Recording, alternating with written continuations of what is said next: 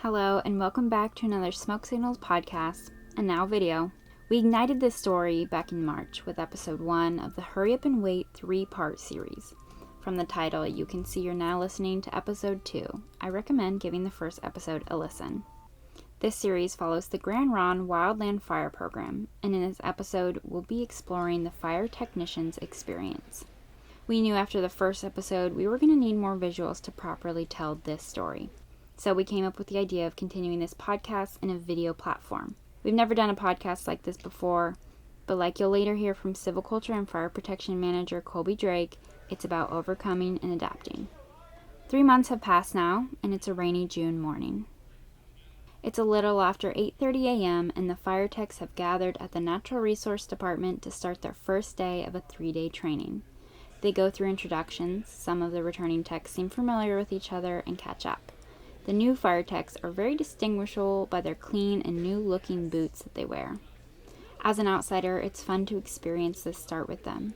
In my interview with Drake in episode 1, he told me, it really builds that camaraderie where it's these, you maybe only work with this person for 2 weeks or a month at a time together, but you've built like this lifelong bond because you've shared this experience or just that experience with somebody that nobody else has ever experienced in their life or ever will happen again. So I was told Nakoa Mercier is a first-year fire tech, so I asked him a few questions about his first day of training. How do you feel from today? I feel pretty good. Are you nervous at all? No. No? What made you want to do this? I've seen a lot of other people do it, and I've worked with past people through youth prevention or through SYA, which is Summer Youth Employment, that have also done this job, and it just really inspired me and kind of, coming straight out of high school and being able to take a job, whether it's a risk or not, or being able to make quite a bit of money or get a good experience. Opposite of Mercier is Gabe Senegal, a fire technician returning for his 8th season with Grand Ronde's Wildland Fire crew. I asked him a few things about his first day of training. So from today's training, you've obviously done this several times. Do you learn anything new on the trainings at all? I guess not. I guess we're always learning, right? I don't know everything, but I think for me, being in that leadership position, being able to convey to the people what I want to say and how I want to teach, because everybody learns differently. So finding the most efficient way to teach what I know and what I've come across during my career is probably something that I'm still learning every day, I guess, to help out everybody, because we're a community, and the more they know, the more efficient we can be. Around 8:45, they break up their circle and line up to get bags with equipment they will carry with them all throughout the summer. This distribution process is slow-moving, so I asked one of the returning fire techs what's in his bag. He told me the bag has their helmet and boots, if they're not already wearing them, 2 water canteens, their clothing, lunch, IRPG, which is a basic handbook they're instructed to use, notepad, watch, compass, bandana, eyewear, and utility knife. He showed me a small canvas box-shaped item hooked onto the bottom of his bag. He tells me each fire technician should have this, a fire shelter. I must have had a confused look on my face because he explained it's a tinfoil-looking material that basically turns its user into a hot pocket. I would later find out what he meant by this. This large bag is used to hold all personal items they should need for the 12 to 16-hour days they'll be working this summer. From trial and error throughout the summer, they'll learn what they need and what they want to carry in their personal bags. As fire techs familiarize themselves with their bags, Jim Pinder, the Civil Culture and Fire Protection Supervisor, started a crash course of information for the fire techs around 10 a.m. This information included professional expectations locally and when out in other communities on call, new precautionary measures against the coronavirus by limiting the group's exposure to other communities while dispatched on a call, no drug and alcohol use while dispatched on a call, the expectations for cleaning equipment upon returning to Grand Ronde, and the importance of self-care. The biggest takeaway I got from this circle up was the phrase, fire season is not a 100-meter dash, it's a marathon. While battling the fires across the country, these fire techs will be sent to fire camps with other fire crews. OPB published an article on June 15th stating fire camps could have between 1,000 to 3,000 people living in the fire camp together. The camps are in close quarters, so concerns for coronavirus this year are high. But fire and fire season don't accommodate for coronavirus or COVID-19.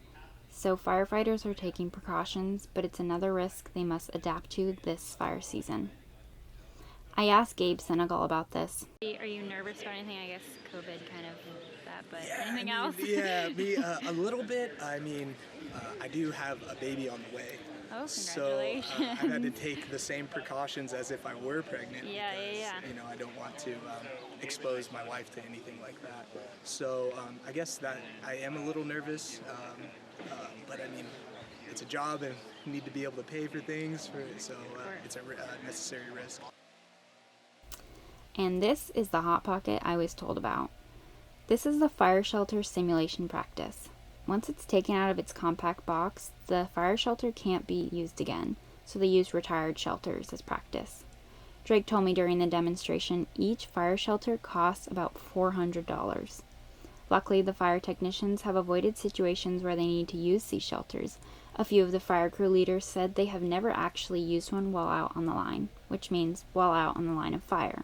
But they practice how to use these if the situation was to arise. They use a leaf blower to simulate the worst windy conditions. Pinder told a story of 3 firefighters in Canada who had to pack into one shelter when they were unable to escape a swift-moving fire. The shelter allowed all 3 to survive. This exercise is a sobering reminder that this line of work is a dangerous one.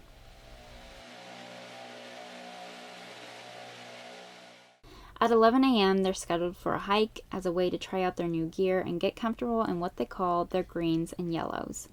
Another returning fire technician told me the greens, green cargo pants, and the yellows, yellow shirt, are used while out on the line.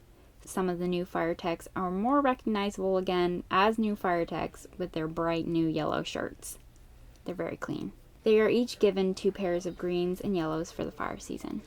At 11:15, they line up with their bags and shovels and started to head out on a hike. As they marched out, they shout down the line.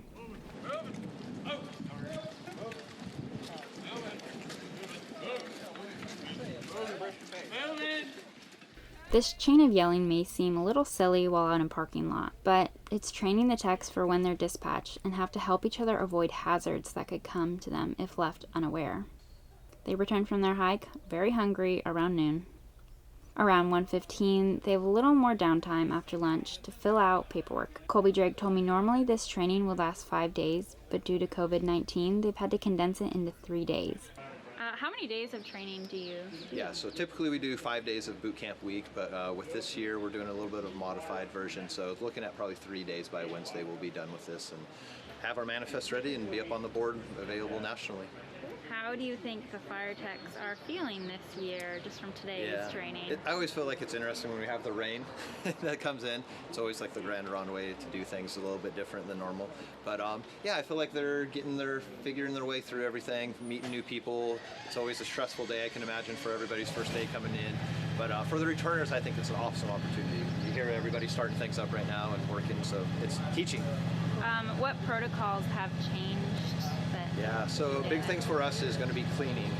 Temperature checks every day. It's going to be recorded. It's going to have baseline type things, and everyone's going to have to be lots of honesty and integrity to give their symptoms or their signs if they're feeling anything. And self-reporting, we're relying a lot on that. And then a lot of things that we're hearing from the regional level, top down, coming down to us is production rates are going to be slowed down. Expectations just need to be tempered a little bit. Things won't be moving as fast. There's going to be a lot more just precautions taken. And so, yeah, it's a little bit different, but fire's all about overcoming and adapting for problems like this. So.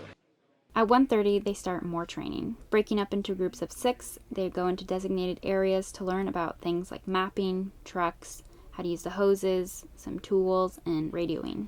They rotate through these groups for the remainder of the day. Their crash course first day on the job ends at 4 p.m. By the end of their training, there's still more to learn, but the learning will take place out on the line.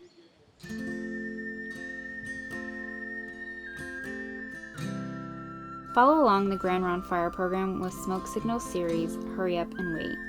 On the next and final episode, we'll be joining the fire tech crew out on the field. seeing how this training has paid off and how prescribed fires on Grand Ronde are handled. Thank you Colby Drake, Nicola Mercier, Gabe Senegal, and all the fire technicians for joining me on this episode and allowing me to follow you throughout your day. Thank you Jan Michael Looking-Wolf for allowing us to use your song, Standing Elk. And thank you listeners for joining me on the Hurry Up and Wait Fire Program Series Part 2. I'm Kamaya and you've been listening to a Smoke Signals podcast, and now video.